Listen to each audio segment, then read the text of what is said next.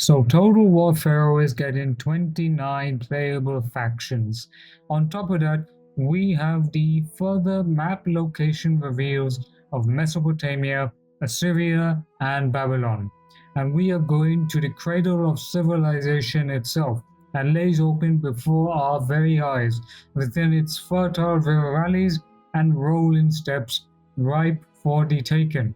Across the tempestuous Aegean Sea to the shores of the Aegean and to the very city temples of Babylon itself.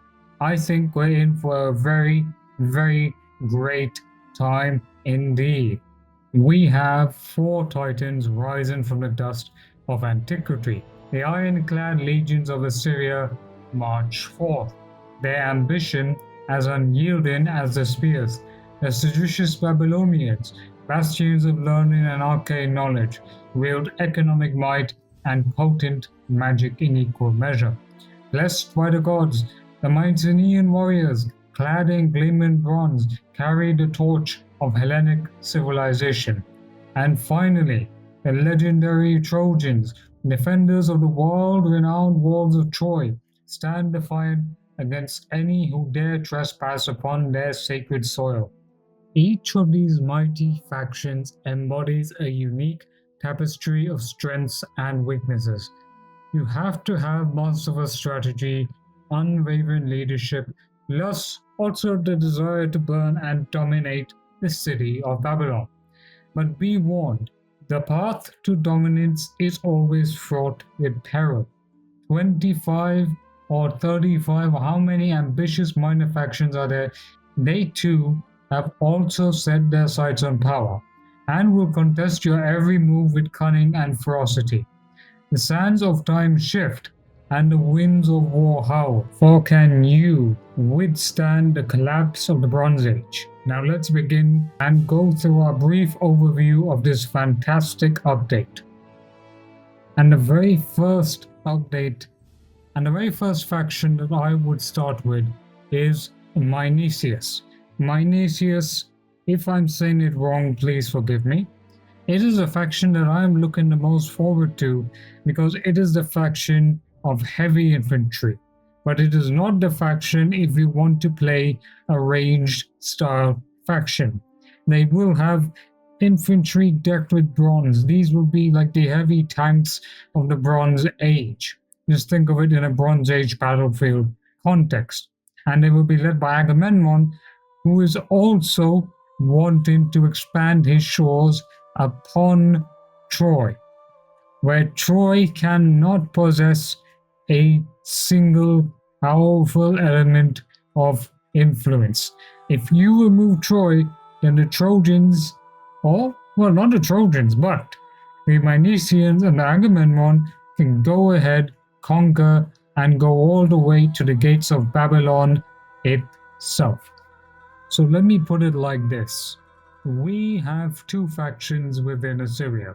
That is Hanigalbat, that were originally known as Mitanni before the Assyrians basically went in and conquered them. But now you play King Ninurta, the king of Hanigalbat, who is aligned with the Assyrian rulers, but ultimately strives to fulfill his own grand ambitions. Meanwhile, Assyria remains a playable minor faction. So you have this underscoring of this complex and often tumultuous relationship between these two powers. Now, I would say that I prefer playing Assyria than Hanigalbat because Hanigalbat is a bit difficult to, pronounce. But here's the main thing. They are characterized by their unrivaled strength, discipline, and strategic prowess. Ninurta has territories that have abundancy in food, but they lack direct access to gold settlements. And if his elite armies have to basically perform well in battle, they need access to gold.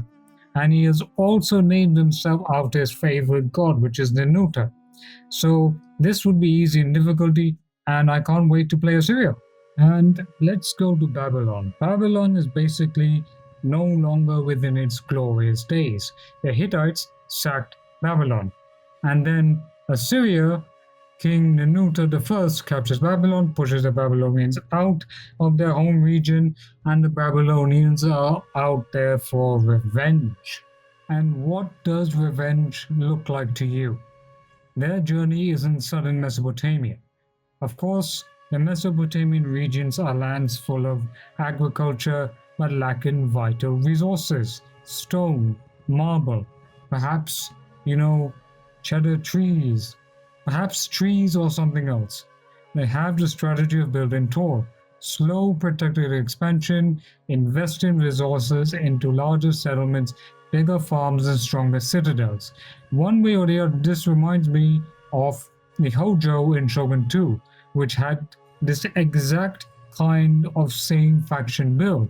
Plus, the Mesopotamians excel at subterfuge, manipulating enemies into making mistakes. That is the Babylonians. So I really want to see how this will work. I would say that this faction is hard in difficulty, and of course, they are favored by the god Marduk. And of course, the Babylonian army is not really a powerful army yet. They have to rely on lower tier infantry to bring their empire back to past glory.